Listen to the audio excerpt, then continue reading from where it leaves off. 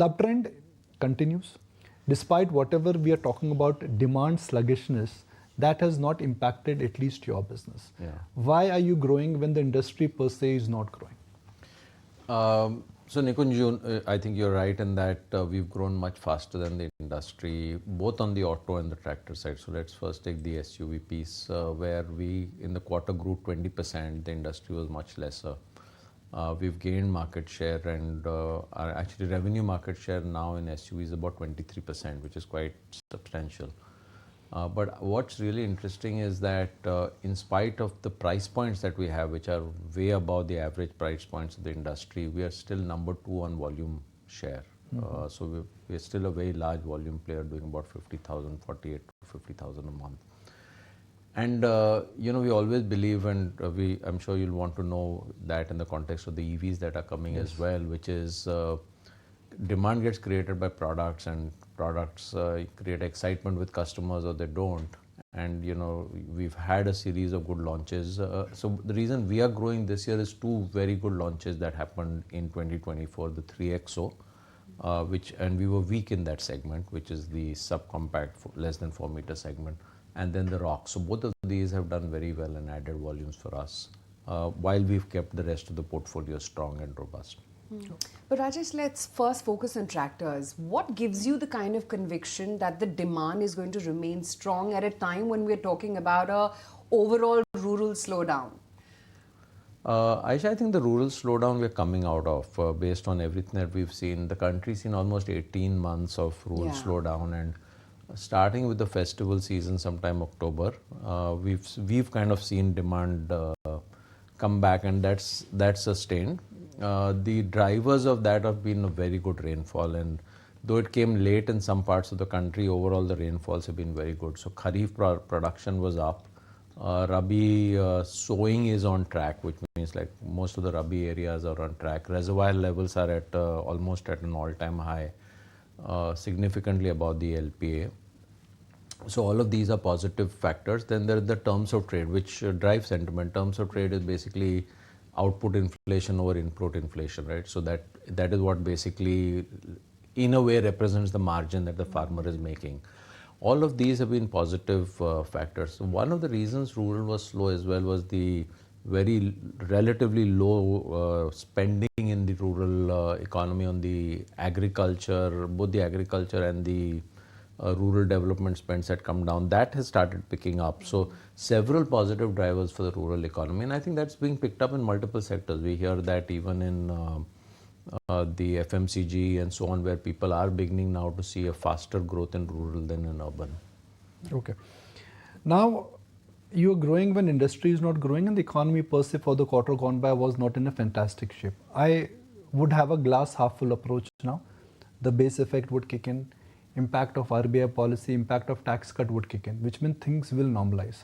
So if you're growing in a tough environment, when things normalize, what happens to growth? Now, are you talking tractors or SUV? Because the answer would be different. Both actually. So let's take the tractor question first, since we just left off on that. We're not getting into right now yet a numeric outlook for next year, but we've also gained market share this year. So we are now close to 44% market share. Now, when you're on a high market share in a segment where shares are typically very sticky, this year we've grown cumulatively April to December about 1.7 share point, which is quite substantial in tractors. So one of the reasons which is driving our pace of growth faster than the industry is also that we have gained market share in tractors.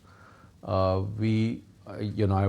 think it'll be too much to say that we will continue to gain share on a high base, but even kind of a strategy and approach of doing things to keep us on track on share, and we would expect the industry to get into a growth, continue its growth momentum for the reasons I just explained to Aisha. So that's on the tractor side. On the SUV side, I think the growth now will come out of the electric origin SUVs that we're just launching. We revealed them in November, and we opened bookings on 14th Feb. We believe that is going to open up a new segment, and I'm going back to products being segment creators. We're seeing that the profile of people coming in are neither, but certainly not those who had planned to buy an EV. Very few of them were in the, I'm waiting for an EV. A lot of them are into we're looking for an exciting offer, good looking, stunning design, tech, performance, and they're seeing all of that. There's also a lot of pride about an Indian company being able to bring out products which look very international and feel very international.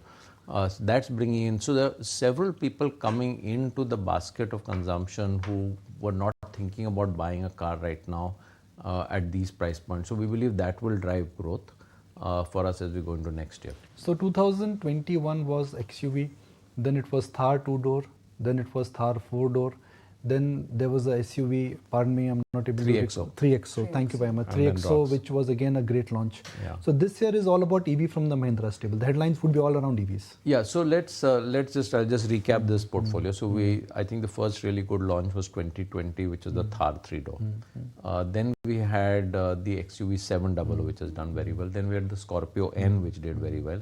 Then we did the 3XO, and 3XO is actually very interesting because that in that segment, in which is a very large chunk of the market, we were actually the number 5 player, and we've kind of said in 2 to 3 years we can be number 1, and we are now doing close to 8,000-9,000 vehicles of that per month.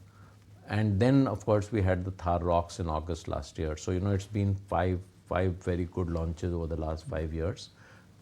Now we'll of course have to consolidate on these and so on, but the growth driver for us in this year is really the 2 new electric origin SUVs, and that's the first time we've launched 2 products together.